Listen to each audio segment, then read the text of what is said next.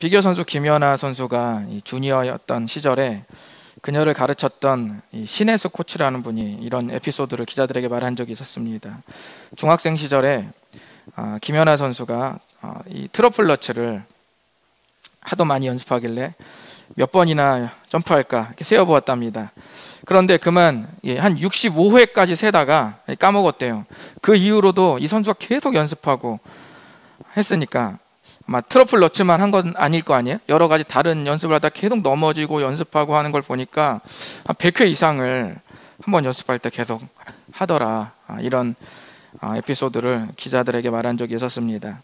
김연아 선수가 경기에서 그 기술을 선보인 그 한순간, 아주 짧은 그 한순간 속에는 그 순간과 상관없을 것 같았던 수많은 나날들이 토대가 되어주었습니다.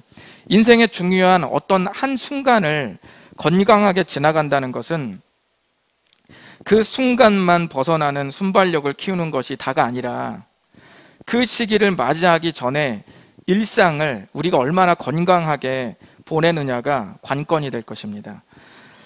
사람이 언제 무너질까요? 수능 시험 끝나고 무너집니다. 군대 다녀온 뒤에 무너집니다. 그 외에도 긴장이 풀릴 때, 그때가 위험할 때예요. 그때가 무너질 때입니다. 잔뜩 긴장하면 어때요? 내 욕구를 최대한 누르고 굴려가면서 제가 알아서 하겠습니다. 그냥 리모컨으로 제가 하겠습니다. 최대한 내 막 긴장하고 나면 막 누르고 막 눌러가면서 버티다가 끝났을 때는 어때요? 나도 모르게 그 막 분출되는 거 있잖아요. 그러면 그때 실수하는 거죠. 그런가 하면 우리는 위기에 무너지기도 합니다. 갑작스럽게 건강이 악화된다든지, 갑작스럽게 아주 잘 되던 사업이 하루아침에 곤두박질 친다든지, 가장 믿었던 관계가 파탄이 나게 되면 우리는 여지없이 무너지곤 합니다. 그러나 가장 가슴 아픈 것은 무너질 때 나 자신 전체가 무너진다는 사실입니다. 내가 그걸 실수했다고 해서 그것만 무너지는 게 아니라 나 자신 전체가 무너진다는 것이죠. 사업이 곤두박질 칠 때 내 인생도 같이 곤두박질 치는 겁니다. 내 건강이 무너질 때 건강만 무너지는 게 아니라 내 인생, 내가 그동안 가치 있게 살아온 모든 것이 다 부정당하고 같이 다 무너지는 겁니다. 하나가 무너진다는 말이 아니라 다 무너진다는 거예요. 그리스도인들도 예외는 아닙니다. 그리스도인이나 비그리스도인이나 현실 고통은 동일하게 우리가 맞이합니다. 믿는 사람은 때리면 안 아프고 안 믿는 사람은 더 아프고 이런 게 아니라 똑같이 아픈 겁니다. 그런 의미에서 우리는 정말 위기에 강한 그리스도인인지 스스로 생각해 보지 않을 수 없습니다. 여러분은 어떻습니까? 좀 위기에 강한 그런 분들이십니까? 서두에 말씀드린 것처럼 위기에 강하다는 말이 무엇일까요? 많은 사람들은 위기를 견디기 위해 위기 그 대처 능력, 딱 그때 그것만 생각합니다. 하지만 진짜 위기를 극복하는 순간에 토대가 어디서 나옵니까? 그 위기가 오기 전 일상에 그 전체 나날들에서 그 위기를 극복하는 토대가 나온다는 사실을 아는 사람은 의외로 적습니다. 그런 의미에서 오늘은 그리스도인으로서 우리의 일상을 살아가는 신앙생활에 대해 말씀드리려고 합니다. 위기를 버티도록 만드는 우리의 그동안의 그 토대, 일상, 그 근간에 대해 좀 말씀드리려고 합니다. 미가서의 말씀을 통해서 오늘 말씀을 나누겠는데요. 오늘 미가서의 말씀을 사실은 끝내야 되는데 좀 제가 두 번에 걸쳐서 미가서를 나누도록 하겠습니다. 여러분 2시간 설교 들을 자신 없으시죠? 그러면 한 번에 끝내면 안 되는 거죠. 두 번에 끝내야 되는 것이죠. 오늘은 미가서의 좀 배경만 딱 살펴보려고 하는데, 그 미가라는 선지자가 활동했던 그 시대가 우리가 좀 배울 점들이 좀 많이 있습니다. 그래서 미가가 활동했던 그 시대를 오늘 좀 여러분께 자세하게 말씀을 드리고, 다음 주에 미가서 1장 1절부터 아주 자세한 내용을 그때부터 좀 제가 나누도록 하겠습니다. 그래서 오늘은 미가서의 배경 속에서 이 3명의 왕들이 어떻게 위기를 모면하라고 했는지 살펴보고, 다음 주에 이 미가서 내용 속에서 위기에 강한 그리스도인이 되기 위해 어떻게 해야 하는지 살펴보도록 하겠습니다. 미가서는 소선지서 12권 중에 가장 중심에 위치한다고 제가 한번 말씀드린 적이 있었습니다.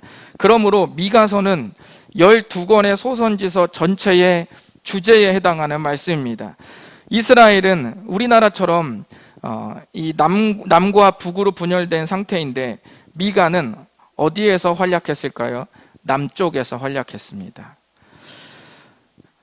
미가서 1장 1절을 보시면 미가 선지자가 활동한 시대가 아주 자상하게 나옵니다. 어떤 선지자는 이 선지자가 도대체 어느 시대에 활동했는지 잘 모르는 애매한 성경도 있지만 미가 선지자는 자기가 활동했던 시대가 아주 정확하게 있습니다. 우리 한번 1장 1절을 다 같이 읽어보겠습니다. 시작. 유다의 왕들 요담과 아하스와 히스기야 시대에 모레셋 사람 미가에게 임한 여호와의 말씀 곧 사마리아와 예루살렘에 관한 묵시라. 아멘. 1장 1절에 미가 선지자가 활동한 시대 보니까 세 왕이 걸쳐 있다는 걸 우리가 알 수 있죠. 이 세 왕은 전부 다 제가 말씀드린 것처럼 남쪽에 있는 왕들, 남왕국의 왕들을 말하는 겁니다. 첫 번째는 요담, 두 번째는 아하스, 세 번째는 히스기야입니다. 이렇게 세 왕들이 걸쳐서 미가 선지자가 활동을 했습니다. 요담, 아하스, 히스기야 시대 때 활동했다고 했으니 꼭 연도는 여러분께 굳이 꼭 외우지 않으셔도 되는데요. 어쨌든 주전 750년부터 주전 686년 그 사이에 미가 선지자가 세 왕을 걸쳐서 경험하면서 선지자 활동을 우리가 한 것을 알 수 있습니다. 자, 이 사이에 이 남왕국, 남쪽 이스라엘 분위기는 어땠을까요? 우리 요담, 아하스, 히스기야를 중심으로 나누면서 세 명의 왕들의 위기 탈출기도 함께 좀 나눠보도록 하겠습니다. 여러분이 왕이 되어서 한번 내가 왕이요 그 마음으로 한번 이 말씀을 들어보시기를 바랍니다. 자, 첫 번째 왕은 요담입니다. 요담 왕의 아버지는 우시야라는 왕입니다. 남쪽 이스라엘의 아주 대단한 성군 중에 한 명입니다. 왕들을 보면 좋은 왕도 있고 나쁜 왕들은 항상 이렇게 반복되잖아요. 우리나라 조선도 그랬고요. 마찬가지로 남쪽 이스라엘의 왕도 좋은 왕이 있고 나쁜 왕이 있는데 이 요담 왕의 아버지 우시야는 좋은 왕 중에서도 아주 성군의 한 명에 속했습니다. 그래서 이 아버지가 다스릴 때 약 50년 정도의 태평성대를 누렸습니다. 그러나 이제 이 아버지 말년이 썩 좋지 않은 여러 가지 일들이 있어요. 그래서 아버지가 나병에 걸립니다. 그래서 남은 여생을 이 격리된 궁에서 삽니다. 격리하면 또 우리가 전문가 아니겠습니까? 지금 위에서 저희 딸도 지금 격리 중에 있고 저도 이 설교하려고 목양실에 지금 격리 중에 지금 제가 있는데 아마 이때 이미 우시야는 격리 생활의 외로움을 이미 알지 않았을까 좀 생각해 봅니다. 남은 여생을 그렇게 홀로 살았습니다. 이런 아버지를 보면서 후에 요담이 왕이 됩니다. 요담도 아버지를 따라 거기 성경에 보시면 열왕기하 15장 34절 보면 여호와께서 보시기에 이 요담이 왕이 된 후에 정직히 행했다. 그건 좋은 거죠. 하나님 보시기에 정직히 행했어요. 그런데 그러나가 있죠. 그런데 뭐가 문제냐면 우상을 드리는 산당들을 깔끔하게 처리하지는 못했기에 백성들은 여전히 우상을 섬기곤 했습니다. 본인은 신앙을 어떻게 해서든지 유지는 했는데 백성들은 여전히 우상에게 산당에서 제사를 드리고 있었다는 거죠. 성경은 역대 왕들에 대한 나름의 신앙적 평가를 내리고 있는데 그 표현들을 우리가 잘 볼 필요가 있습니다. 요담 왕은 자기 자신은 그나마 신앙을 잘 관리했습니다. 성군이었던 아버지가 이룬 평화시대를 잘 물려받았고 신앙도 어느 정도 잘 물려받았습니다. 하지만 문제는 백성들이 죄를 지을 수 있는 요소를 알면서도 처리하지는 못했어요. 성군이었던 아버지도 이 부분이 약점이었거든요. 우시야가 다 굉장히 잘했는데 좀 약점이 뭐였냐면 백성들 사이에 남아있는 우상의 문화와 산당을 다 제거하지 못한 게 아버지도 좀 약점이었어요. 그런데 신기하게 이 아들도 주님께 정직히 행하긴 했지만 이 산당을 제거하지 못했던 약점이 있었습니다. 그래서 많은 이들은 요담 왕을 일컬어서 뭐라고 부르냐면 방임형 리더십이라고 말합니다. 그러니까 지도자가 돼서 자기는 나름 이렇게 깨끗하게 한다고 열심히는 하는데 자기가 다스리는 영향력 있는 모든 사람들의 삶의 질과 신앙은 전혀 돌아볼 수 없었던 그런 왕. 그래서 방임형 리더십이라고 말하죠. 자기는 잘했지만 왕으로서 다른 이의 신앙은 방치했단 말입니다. 이 부분은 오늘날 교회 공동체 가족으로서 살아가는 우리에게도 귀한 적용이 됩니다. 내가 왕이라고 생각하고 내가 요담이라고 생각했을 때 나만 유지하는 신앙인가, 아니면 나와 함께하는 사람들에게 함께 신앙의 연대를 이루어서 손과 또 어깨를 맞대고 힘을 불어넣어주는 그런 사람인지 우리가 한번 생각해 볼 필요가 있습니다. 자신만 유지하고 다른 이에게 영향을 줄 수 없는 이러한 신앙의 삶은 위기에 취약합니다. 아니나 다를까 이때 위험한 국제 정세가 감지됩니다. 그것은 뭐냐면 남쪽 이스라엘을 공격할 목적으로 북쪽 이스라엘과, 그러니까 북왕국이죠, 북쪽 이스라엘과 또 인근에 있는 아람이라는 왕이 동맹을 맺습니다. 역사책에 시리아라고 나오는데요, 이 남왕국은 이 동맹군, 두 나라가 결성한 동맹군을 이기지 못하고 굉장히 크게 패합니다. 그래서 위기를 맞이한 요담 왕은 그 위기를 견디지 못하고 크게 패해서 그 요담 왕의 시대도 막을 내리게 됩니다. 그 이후에 그 위기를 그대로 떠안아서 누가 왕이 되냐면 바로 그 아들 아하스가 왕이 됩니다. 아하스는 아버지가 어떻게 망했는지 눈으로 직접 봤습니다. 그래서 아하, 이렇게 망했구나 라고 탄식해서 이름이 아하스인지는 내가 잘 모르겠는데, 웃자고 하는 얘기입니다. 또 어떤 분은 또 이게 아하스가 또 그런 또 이름에 어떤 이게 있구나, 전문적으로 웃자고 하는 거니까. 그래서 아하스 왕은 어떻게 할까요? 하나님을 더 의지했겠죠? 아닙니다. 아하스는 하나님께 집중한 것이 아니라 국제 정세의 판세에 집중했습니다. 그러니까 유다 남쪽 이스라엘, 자기가 다스리는 남왕국 주변에 이 국제 정세가 어떻게 돌아가고 있는지를 아주 예리하게 판단하기 위해서 바로 그 부분에 집중한 거죠. 그랬더니 답이 나왔습니다. 어떻게 답이 나왔냐면 동맹군을 이기기 위해서는 이 인근에서 가장 강하게 부상하고 있는 아수르라는 대국에게 의지하지 않으면, 그 대국을 의지하지 않으면 안 되겠다고 결론을 내렸습니다. 여러분이 아하스라면 어떤 결론에 도달하시겠습니까? 이런 위기가 되면 하나님께 집중하시겠습니까? 아니면 현재 돌아가고 있는 코로나 판세를 보시겠습니까? 우리 모두 그렇게 조심했는데 사실 어때요? 하루 확진 60만 명 넘었죠? 이거 뭐 누가 잘했고 잘못했고 뭐 잘잘못을 어떻게 가리겠습니까? 우리 모두 열심히 노력했는데 60만 명 찍지 않았어요? 그래, 제 말이 무슨 말이냐면, 그러니까 그걸 찍었으니까 막 먹고 막 놀자 이렇게 말씀드리는 게 아니라 사람의 예측과 판세는 언제나 오류가 있다는 것을 말씀드리려고 하는 겁니다. 코로나 2년 동안 여러분의 신앙은 어떠셨습니까? 그동안 신앙살이 좀 나아지셨습니까? 아하스 같은 결론에 도달하지 않기를 바랍니다. 지금부터 아하스 왕의 예측이 아수르 왕에게 의지해야겠다라는 그 아하스 왕의 예측이 얼마나 비껴가는지 제가 보여드리겠습니다. 남왕국 아하스 왕은 자신을 옥죄어오는 동맹군에 대항하기 위해 아수르에게 이제 가서 굽신거리기 시작합니다. 열왕기하 16장 7절을 보시면 이렇게 말합니다. 저는 당신의 신하이옵니다. 그리고 당신의 아들이나 다름 없습니다. 좀 도와주십시오. 이렇게 얘기를 한 거죠.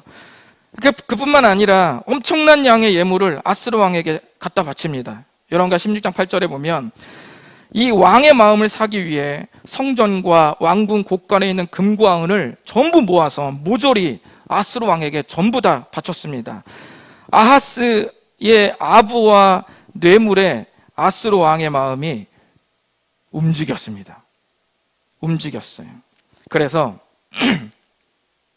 아수르 왕이 도와주겠다 하고 출동했습니다. 출동해서 거기 보시죠. 아수르 왕이 그 청을 듣고 곧 올라와서 다메섹을 쳐서 점령하여 그 백성을 사로잡아 기르로 옮기고 또 르신을 죽였더라 했죠. 거기 르신이 누구냐면 아까 동맹군 있었죠. 북쪽 이스라엘과 동맹군을 맺었던 아람 왕 있죠. 아람 왕 이름이 르신입니다. 그러니까 이게 무슨 말이냐면 동맹군이 전부 다 정복당했다는 거예요. 아수르 왕이 전부 다 토벌했다는 겁니다. 이 결과로 동맹군의 한 나라였던 아람은 완전히 멸망해버립니다. 이 전쟁에 지면서. 그리고 북이스라엘도 크게 약화가 됩니다. 아하스의 뇌물작전은 죄송합니다. 아하스의 뇌물작전은 대성공을 거두었습니다.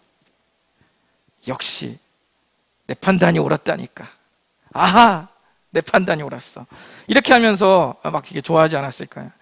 아부하는 사람의 특징이 여러분 어떻습니까? 또 마무리를 확실하게 잘 알죠. 그리고 상대의 감동 포인트를 정확하게 집어냅니다. 이게 아부를 잘하는 사람의 특징이에요. 그래서 이 아하스 왕이 승리하고 난 후에 아수르 왕에게 감사의 마음을 표현하기 위해서 직접 아련합니다. 그런데 아수르 왕 이 디글랏 빌레셀이라는 이 아수르 왕을 만나러 갔다가 그 다메섹이라는 지역에서 어마어마한 우상 제단을 딱 보고 반해버려요. 그러면서 야, 그래, 이 정도는 돼야지. 우리 예루살렘에 있는 그 하나님께 드리는 그 성전 제단은 아우 좀 볼품이 없어. 이렇게 해서 대신들을 시켜가지고 그 다메섹에 있는 우상의 제단이 너무 화려해서 대신들 시켜서 야 빨리 그려 해서 막 치수 모형도를 즉석에서 그립니다. 그리고 다 치수랑 재서 그것을 예루살렘에 보내버리고 조금 있다가 성전 그 예루살렘 제단을 교체해 버립니다. 우상 제단의 그 화려한 제단 사이즈에 맞춰서 교체해 버려요. 아하스 왕 때 이렇게 신앙이 통째로 무너집니다. 이 와중에 세력이 약화된 북이스라엘은 주전 722년에 아수르 대국에게 멸망당하고 맙니다. 혹시나 자기 위쪽에 있는 북왕국이 멸망하는 걸 보면서 아하스 왕이 그랬을지 모릅니다. 아유 저런 바보들, 나처럼 타이밍 딱 맞춰서 판세를 쫙 읽어가지고 아수르 라인을 탔으면은 그러면은 얼마나 좋았을까. 아이고 저 바보 저거. 그러면서 멸망한다고 막 뭐라고 그러지 않았겠어요? 우리 교회에도 여러 라인이 있죠. 알만한 분은 다 알 겁니다. 그 중에 하나를 실명 거론하면 상처받을 수 있으니까 좀 제가 표현해 본다면 O라인은 썩은 동아줄입니다. 우리가 의지할 라인은 예수님 라인밖에 없는 거죠. 그렇죠? 아하스는 아수르 라인을 잘 탔다고 생각했을 거예요. 내가 정말 적재적소에 아주 아수르 라인을 잘 탔다. 아하스가 스스로 어떻게 여겼는지는 모르겠지만 하나님은 아하스 왕을 좋게 평가하지 않았습니다. 하나님께서 평가하신 아하스 왕의 평가를 좀 보시겠습니다. 이것을 좀 읽어보면 좋을 것 같습니다. 열왕기하 16장 2절 시작. 아하스가 왕이 될 때에 나이가 20세라 예루살렘에서 16년간 다스렸으나 그의 조상 다윗과 같이 아니하여 그의 하나님 여호와 보시기에 정직히 행하지 아니하고 또요 이스라엘의 여러 왕의 길로 행하며 또 여호와께서 이스라엘 자손 앞에서 쫓아내신 이방 사람의 가증한 일을 따라 자기 아들을 불 가운데로 지나가게 하며 또 산당들과 작은 산 위와 모든 푸른 나무 아래에서 제사를 드리며 분향하였더라. 아하스 왕은 우상을 여전히 섬겼을 뿐만 아니라 당시 가장 야만적이었던 자녀를 바치는 제사도 드렸으며 여전히 백성들의 우상 숭배를 방치했습니다. 아니, 문제 삼을 필요가 없었겠죠. 본인이 산당을 가장 많이 이용하는 최애 산당 애용자가 되었으니 산당을 굳이 철폐할 필요가 없었던 거죠. 하나님은 아하스 왕의 16년간의 그 치세를 하나도 빼놓지 않고 다 지켜보고 계셨습니다. 아하스는 자신의 위기를 잘 넘어갔다고 생각했지만 넘어간 것이 아니라 더 큰 위기의 덩어리가 되어서 자기 아들 때에 이 위기가 폭발합니다. 그러니까 우리가 여러분이 요거를 이렇게 잘 넘어가면 라인을 타가지고 판세를 잘 이렇게 하면 괜찮을 것 같지만 그런 식으로 해서 위기가 해결되는 법이 없습니다. 그런 식으로 신앙인이 위기를 해결하면 어떤 일이 발생하냐면 더 큰 위기의 덩어리가 되어서 혹시나 그 다음 때에도 이것이 전가될 수 있다는 것도 우리가 기억해, 또는 내 생에 더 중요한 시기에 그것이 더 큰 나의 장애가 될 수도 있다는 것을 기억해야 됩니다. 그러므로 아하스도 위기를 건강하게 해결한 사람이 아니었습니다. 우리가 이 아하스 왕이 시대 7년 정도가 지나서, 이런 일이 있고 나서 7년 정도가 지나서 남유다의 가장 유명한 왕 중 하나인 히스기야가 비로소 등장을 하게 됩니다. 하나님께서 히스기야를 어떻게 평가하셨는지 보시도록 하겠습니다. 열왕기하 18장 5절과 6절을 읽어보겠습니다. 시작. 히스기야가 이스라엘 하나님 여호와를 의지하였는데 그의 전후 유다 여러 왕 중에 그러한 자가 없었으니 곧 그가 여호와께 연합하여 그에게 떠나지 아니하고 여호와께서 모세에게 명령하신 계명을 지켰더라. 아멘. 아버지가 누구죠? 아하스. 아들이 누구죠? 히스기야. 어떻게 최악의 폭군 밑에서 최고의 성군이 탄생하는지 도저히 이게 알 수가 없는 노릇입니다.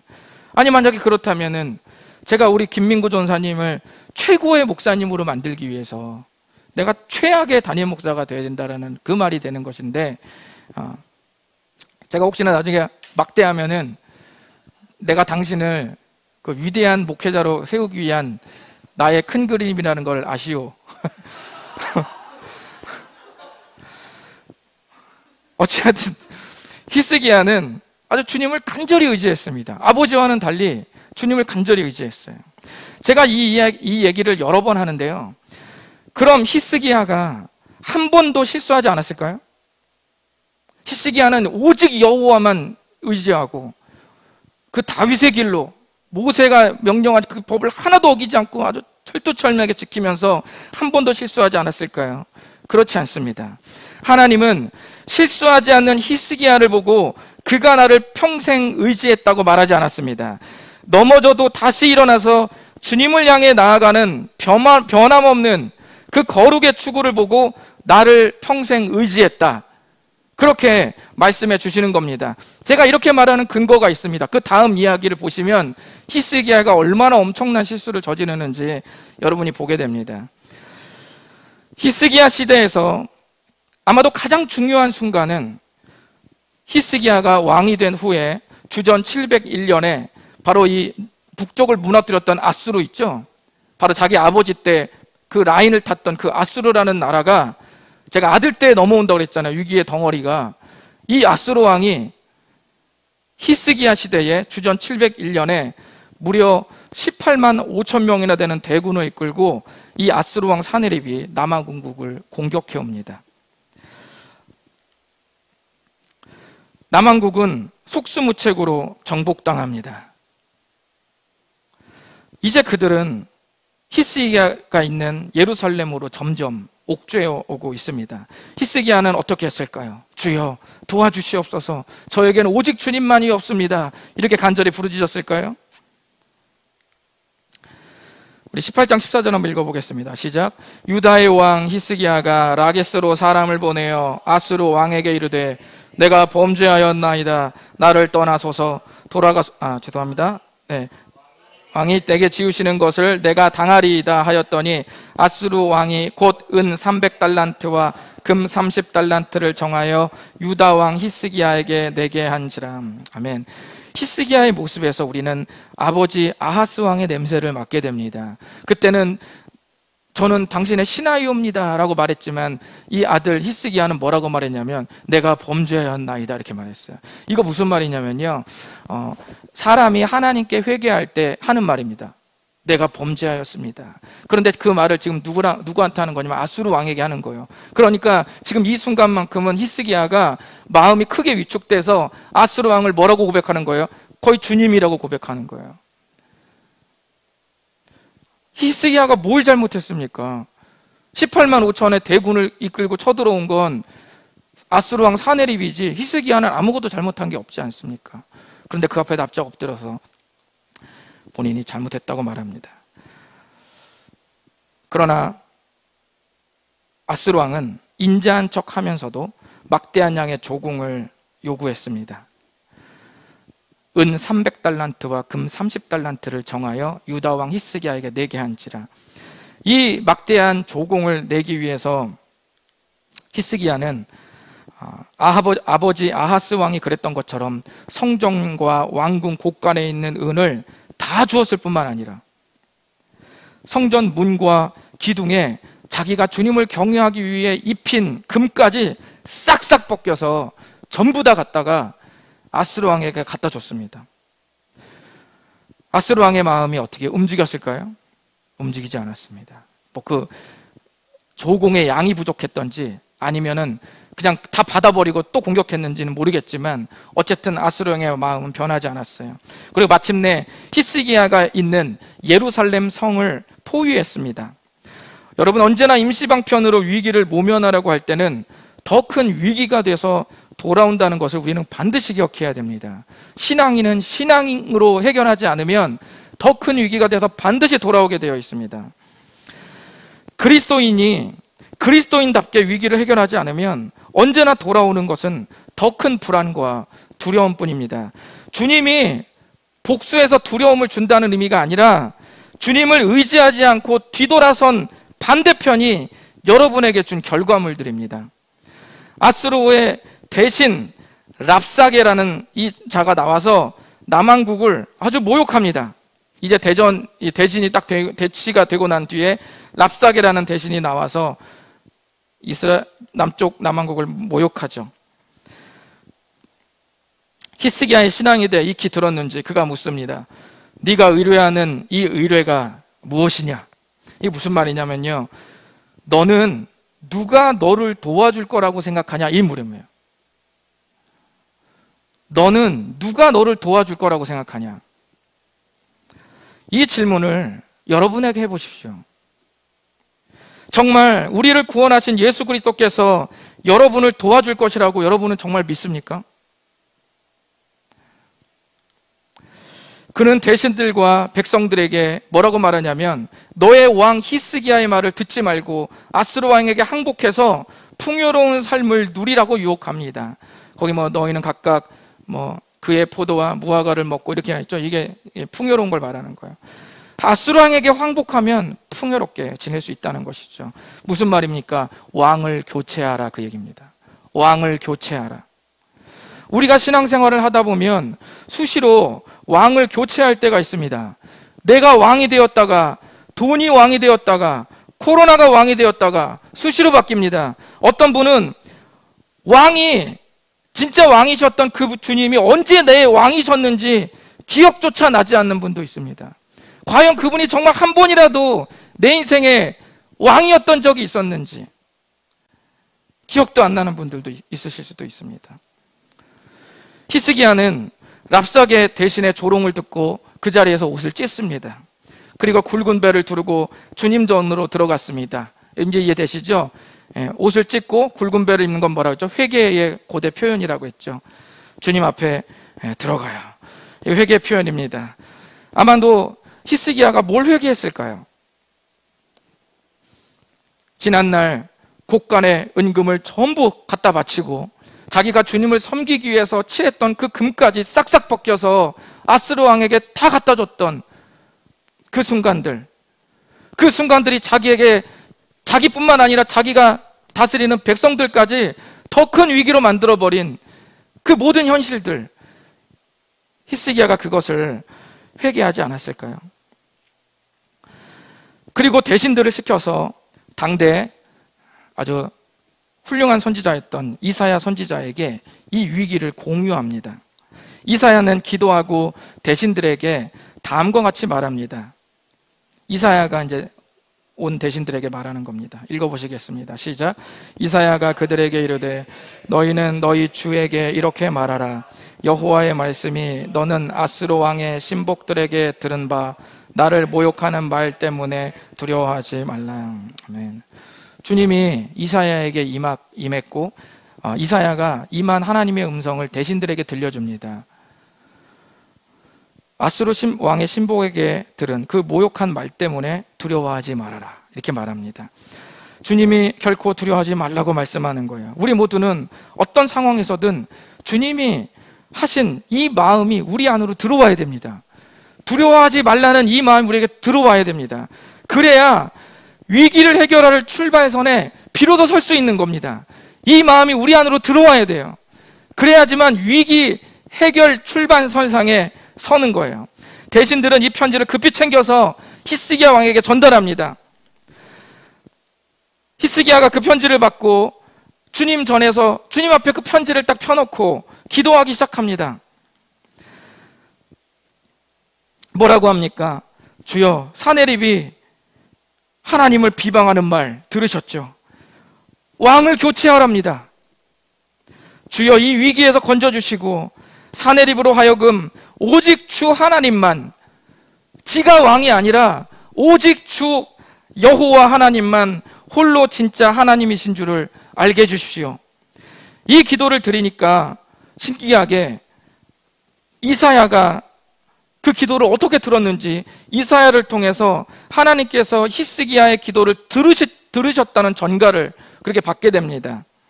그리고 예루살렘 성을 보호해 주실 것을 이사야를 통해서 약속해 주십니다.